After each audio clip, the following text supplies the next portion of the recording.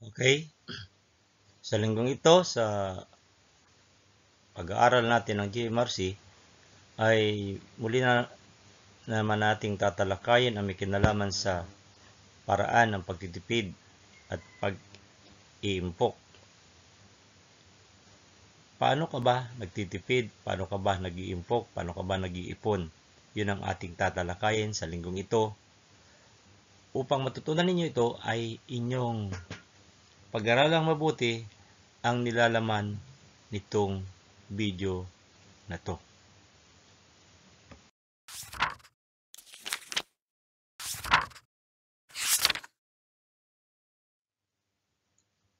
Welcome to my channel.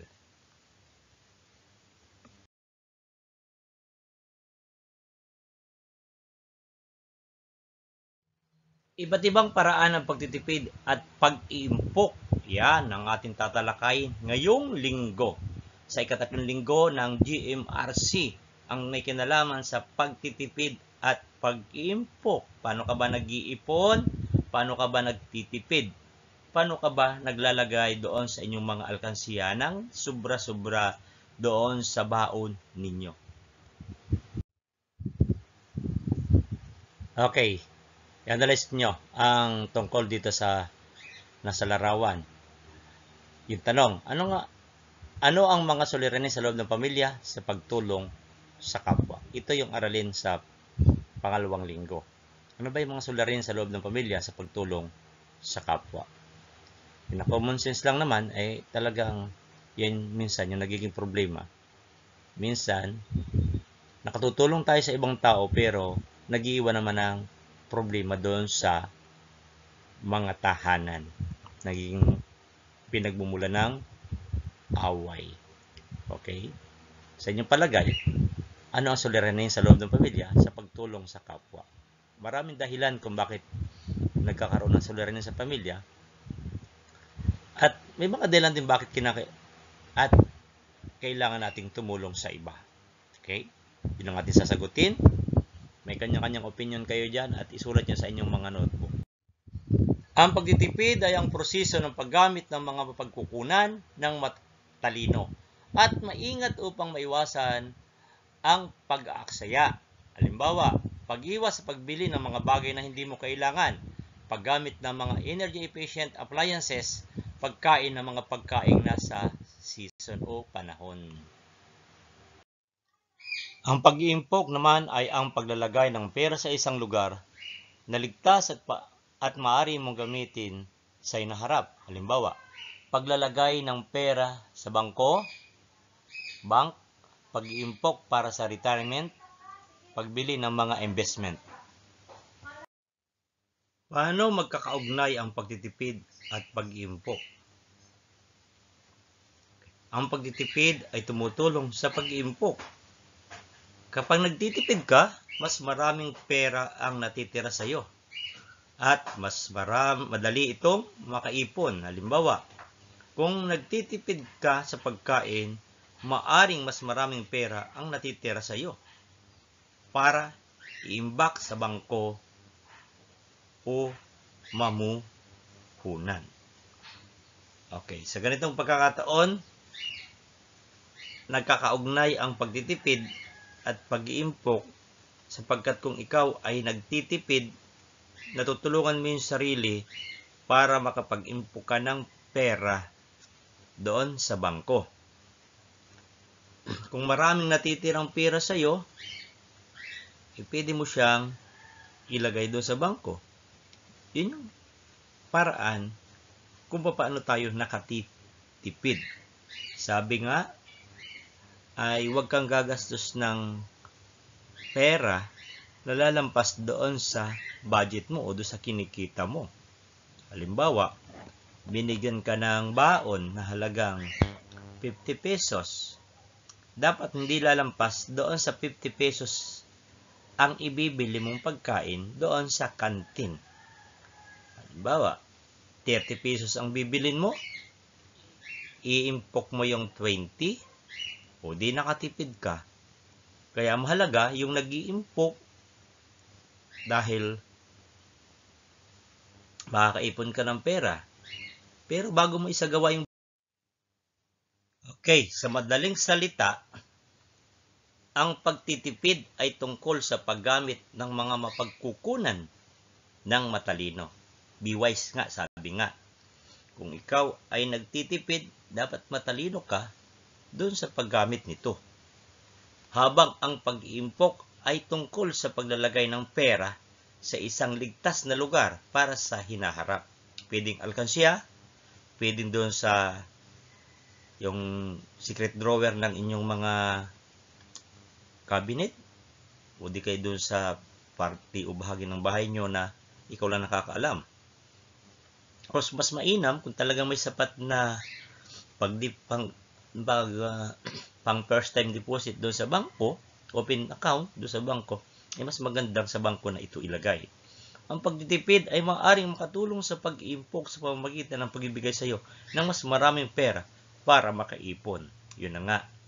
Sa usaping pagtitipid, usaping pagtitipon.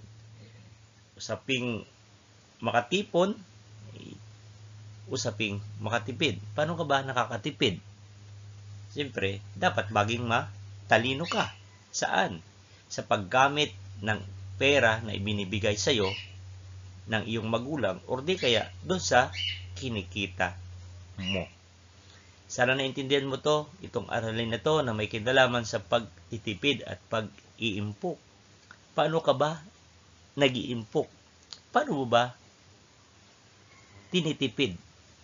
Hindi sa paraang titipirin mo yung sarili mo na hindi ka nakakain ng pagkain. Hindi. Sa paraang ikaw ay nagtitipid para makatipon ka doon sa hinaharap ng iyong buhay. O kung may pangarap ka, ito ay iyong magamit pagdating ng panahon.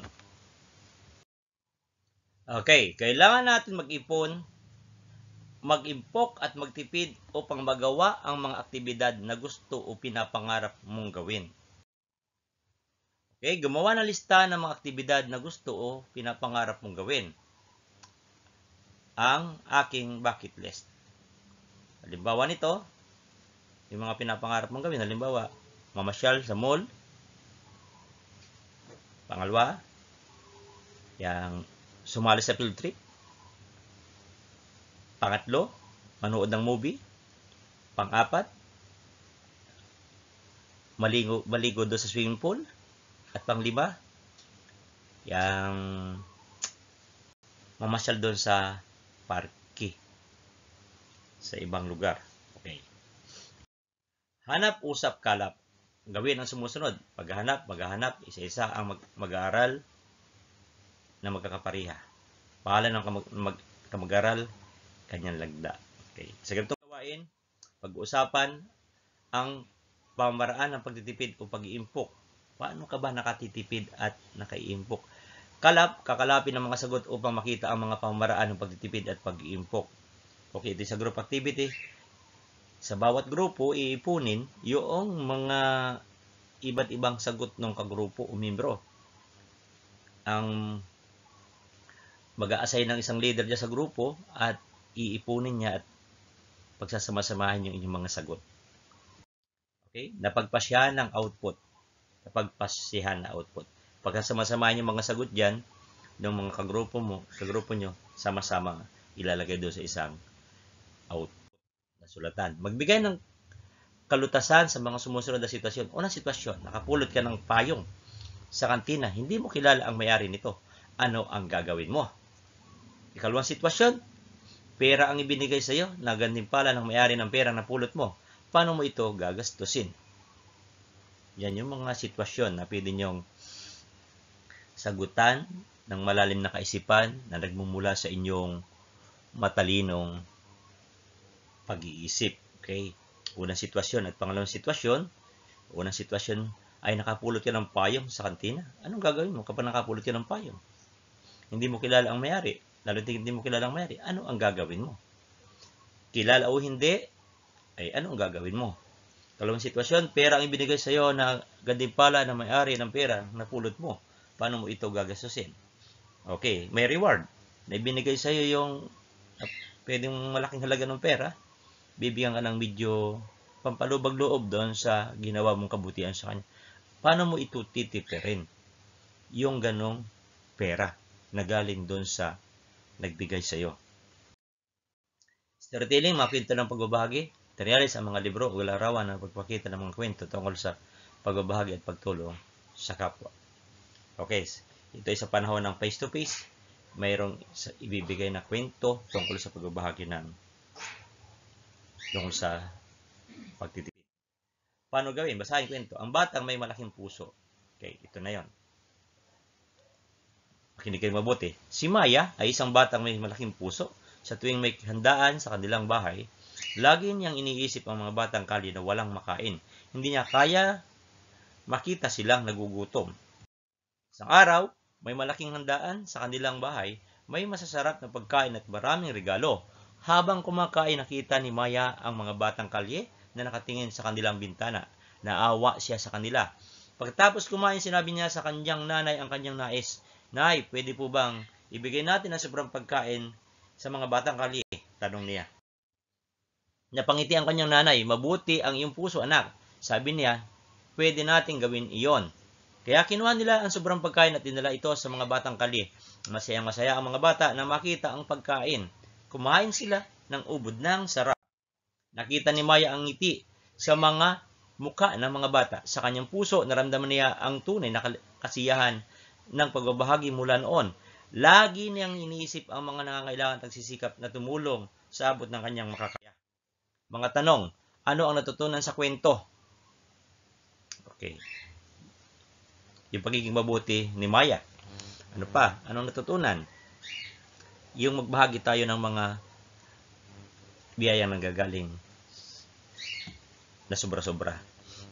Ano pa? Yung makatulong ka doon sa iyong kapwa, nang bukal sa iyong kalooban. Pangalawa, magbahagi ng karanasan o kwento tungkol sa pagtulong sa iba. Yun, isi-share niyo yun.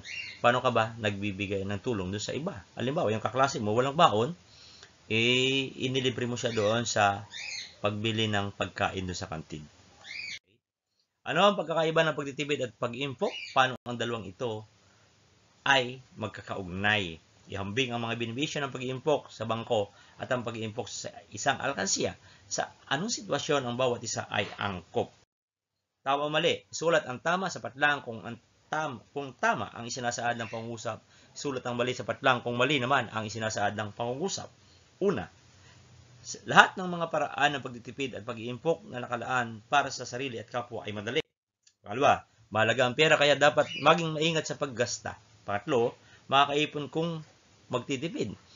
Pang-apat, mas mabuting isali ang ating kapwa sa ating bucket list at mag-isip ng mga paraan upang makapagtipid hindi lamang para sa sarili kundi para din sa kapwa. Panlima, may mga hadlang na maaaring maranasan sa pagtitipid at pag-iimpok. Anim, may ugnayan ng sariling pagtitipid at pag-iimpok sa pagtulong sa kapwa. Pangpito, mga may hirap lamang sa paligid ang ituring bilang kapwa na dapat tulungan.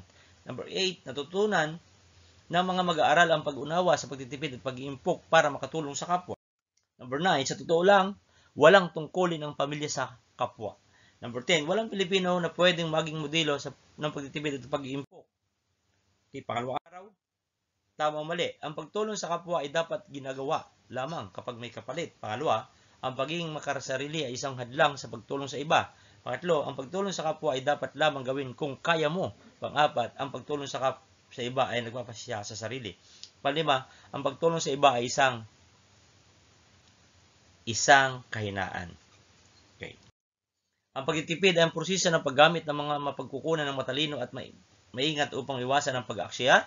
Halimbawa, pag-iwas sa pagbili ng mga bagay na hindi mo kailangan, paggamit ng mga energy efficient appliances, pagkain ng mga pagkain nasa season. Ang pag-iimpok ay ang paglalagay ng pera sa isang lugar at ligtas at maaari mong gamitin sa hinaharap. Halimbawa, paglalagay ng pera sa bangko, pag-iimpok para sa retirement, pagbili ng mga investment. Paano magkakaugnay ang pagtitipid at pag-iimpok? Ang pagtitipid ay tumutulong sa pag-iimpok. Kapag nagtitipid ka, mas maraming pera ang natitira sa iyo at mas madali itong makaipon. Halimbawa, kung nagtitipid ka sa pagkain, maaaring mas maraming pera ang natitira sa iyo para pag-imbak sa bangko at namumuhunan. Sa madaling salita, ang pagtitipid ay tungkol sa paggamit ng mga mapagkukunang ng matatalino, habang ang pag-iimpok ay tungkol sa paglalagay ng pera sa isang ligtas na lugar para sa hinaharap. Okay, sa araling ito ay inyong ipopost in plain na lang yung mga kasunod at sagutan yung mga activity, at ako'y naniniwala na naintindihan nyo kung ano ba yung pagtitipid at paano ba nakatutulong ito sa iba at sa sarili ninyo. Paano ka ba nagtitipid? Paano ka ba nag-iipon ng pera? At paano ka ba nag-iimpok ng salapi para sa kinabukasan mo? Okay?